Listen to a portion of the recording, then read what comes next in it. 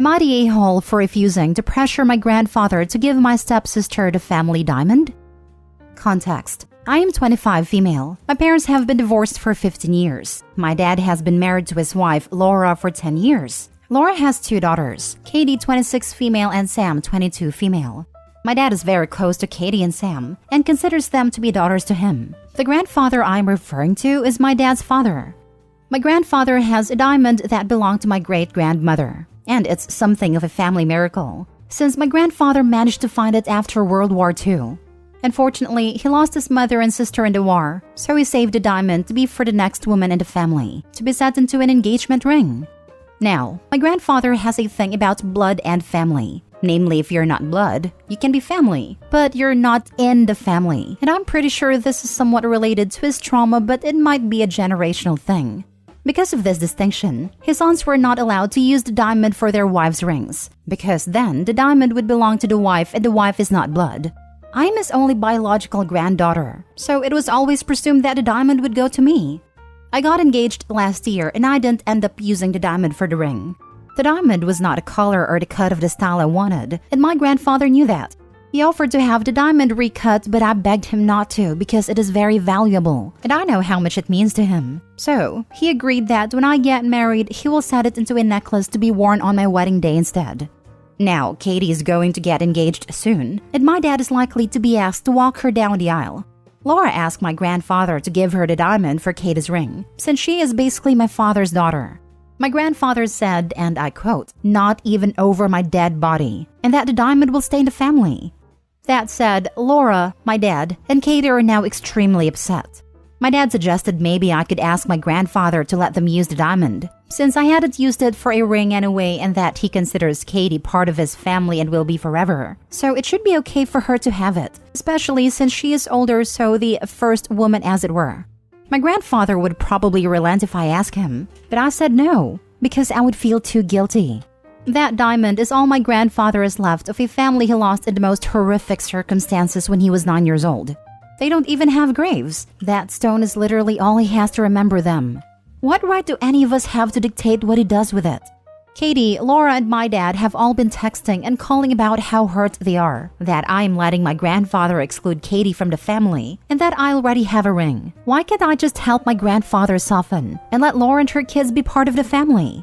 I'm holding firm on it for now, but should I be? Now for the top comments.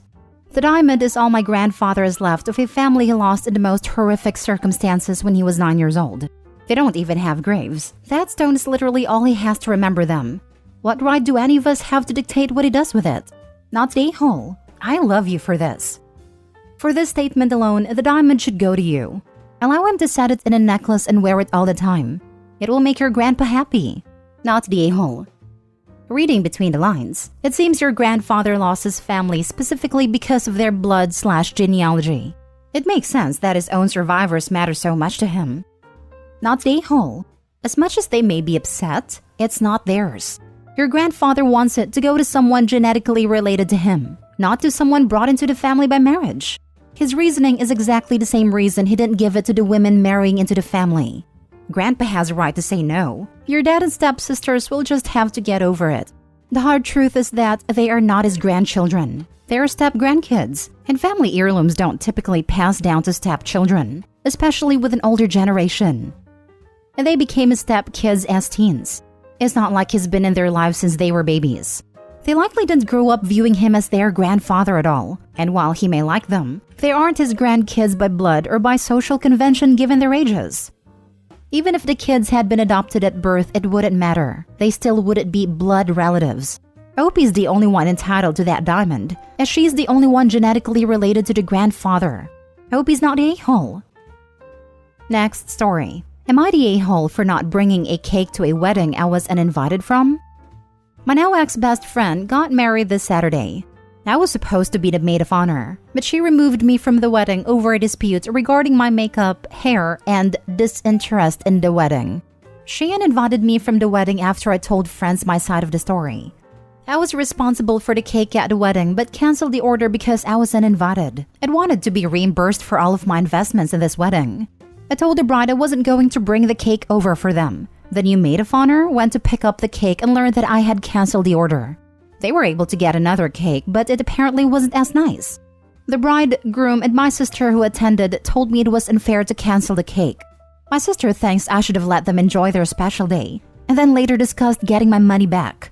The bride refers to the cake as a gift and claims that a gift cannot be returned. The groom just agrees with literally anything his precious wife says. More info, please. What was the dispute? Why did she accuse you of being disinterested in the wedding? What actually happened here? I work at a job where I'm expected to drop everything and come in at work. She was upset because I was leaving during wedding planning meetings, and I also requested to style my hair differently and she got upset. You don't disinvite someone from a wedding and still expect a gift. Not the whole. I guess you could say the bride wanted to have her cake and eat it too. Yep, and there was no way that the bride would have settled up after the wedding. She would have stuck to the "this was your gift" line. Not the whole. So they uninvite you from the wedding but believe they were still entitled to the cake you had paid for? They're all ridiculous if they think that is normal. Completely agree. Also messed up that your sister is saying you're unfair. Should be upset too if she were uninvited and still expected to gift a cake. Not the whole. Not the a-hole. First, I've never heard of a maid of honor being responsible for the wedding cake. Was that an agreement in lieu of a gift or something? When I was getting married, I was way excited about the excuse for cake. I don't think I would have let someone else make those arrangements. You said you told them you weren't bringing the cake over. Did you mention that was because the order was canceled, or just that you weren't transporting the cake? It's weird that she didn't clarify on this point when she uninvited you. Sounds like they want to have their cake and eat it too, without you around. She was stressed, so I offered to help with some things. I booked the cake under my name and still had a different gift for them. After getting uninvited, I told her, don't expect me to supply you with a cake. So I did not exactly say I canceled your cake. Next story. Am I the a-hole for inserting myself into a married couple's financial life? I'm friends with a married couple, Grace and Michael.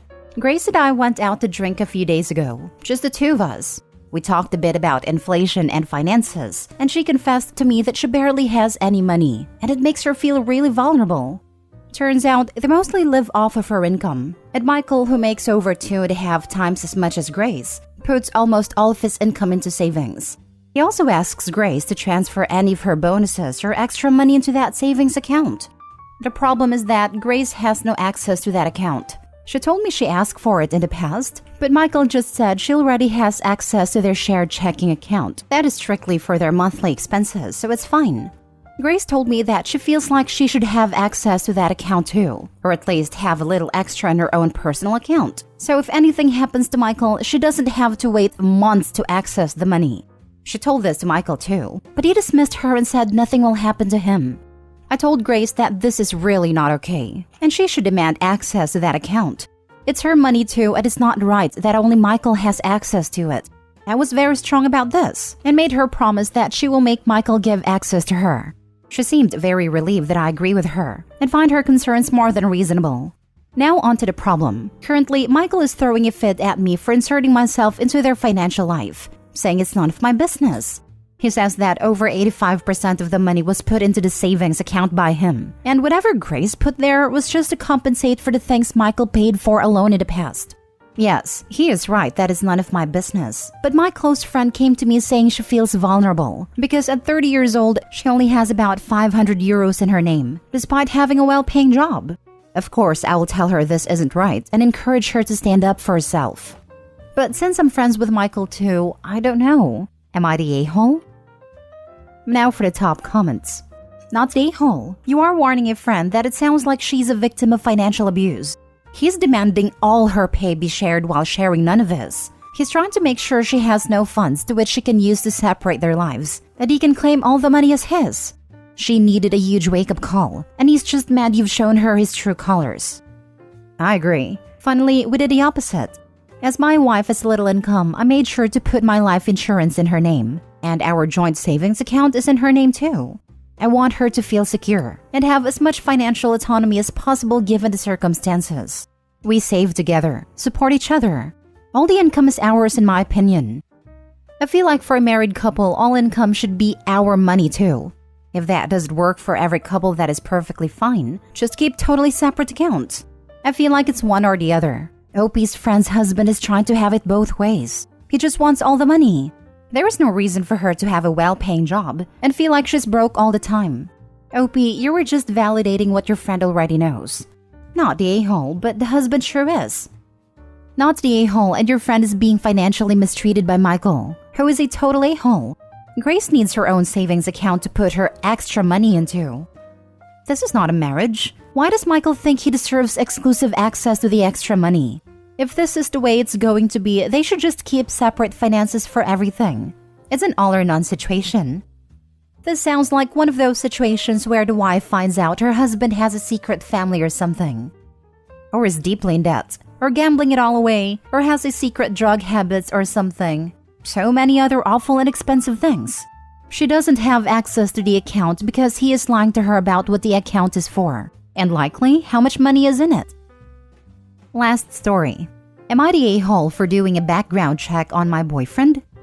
My boyfriend and I have been dating for 3 months. Even though it's early days, I really thought he was the one. He is nice, attentive, funny, and attractive, and I'm getting older, and I thought he must be the one I have kids with and settle down with. But he doesn't drive, which is very strange in my city. The public transportation is really bad, and most people would opt for a car over an apartment because at least they would be able to get around. Only people who work from home or were in poverty wouldn't have a car, and he makes good money and works 15 minutes away from where he lives by car, so it made no sense. He shows up at dates by asking his friends for rides or asking me to pick him up. We live close by, so I didn't mind, but I asked him about it and he said cars are expensive and he didn't want to pay for one. But then he has trouble getting around and complains about how expensive Ubers are. One day, I found out that my state has a website of public crimes and decided to put in his name. A wall of offenses came up, and it matched his first, middle, and last names as well as his year of birth. He has 5 DUIs and has a court date for a pending one in a week. The DUIs range in date from 10 years ago to one he got 6 months ago. That's the one he is set to go to court for. Because his name isn't super uncommon, I decided to see if he takes the day off work because it's in the morning. He does take that day off and says he has a doctor's appointment. I confronted him when I came over that evening and he got angry at me for not trusting him and infiltrating his personal life like this. I'm angry he lied to me, and he says he doesn't have to tell me everything and that he's changed. I told him his last DUI was 6 months ago, so how has he changed? He got mad and said the cops were pinning things on him, and he just had alcohol with him and he didn't actually drink. I could believe that for 1 DUI, but he has 5. So I asked him to show me proof and he said he doesn't have to, and if I was a good girlfriend, I would just trust him. I don't because he lied to me already, but am I the a-hole for doing a background check on him why he didn't drive? Not the a-hole. Committing crimes that put other people's lives at risk isn't your personal life. Just dump him now. Dude can't even take responsibility for something he's been arrested for 5 times. Plus, if you've been arrested 5 times, guaranteed he's driven drunk multiple times where he didn't get caught. As someone who works in the justice system, I can say this is totally true. I see this all the time. I once had someone driving under influence to court. Although I live in another country, the people who do this are the same. Not the a-hole. Multiple DUIs can indicate a lot of things. And besides that, I honestly think more people should do a background check on their significant others. It could have been a lot worse than a DUI with no casualties. He wasn't honest about it and got angry when you found out. Might want to reevaluate if this is the guy for you. Might want to reevaluate. Red flags OP. These are your red flags telling you to run. At the point of 5 DUIs, it suggests to me a drinking problem. If it's changed, then does he drink? Is he in AA? I can understand not wanting to lead with that with someone before things get serious. But a conversation about a drinking problem you used to have is a lot easier than talking about a drinking problem you still have. Not the a-hole. She just looked up public records because she was curious about him dodging a question. Even if he had just said it was because of some personal issues he is addressing and wasn't ready to talk about it quite yet, OP probably wouldn't have pride. He dodged the question, and it's reasonable to look at public records to figure out why. Not the a-hole. You didn't run a background check. You checked public records. Run the heck away. Text him you're dumping him right now. He's an alcoholic liar with continual criminal thinking. Exactly. Him basically saying to you that you're not allowed to question him about what he does with his life. It's him saying that your relationship would be that you're not allowed to ask him questions if he had already decided to lie to you about what he was doing. He is someone who continuously drove drunk and has only stopped right now seemingly because he would go to prison. As soon as prison is off the table, he will likely be out driving drunk again.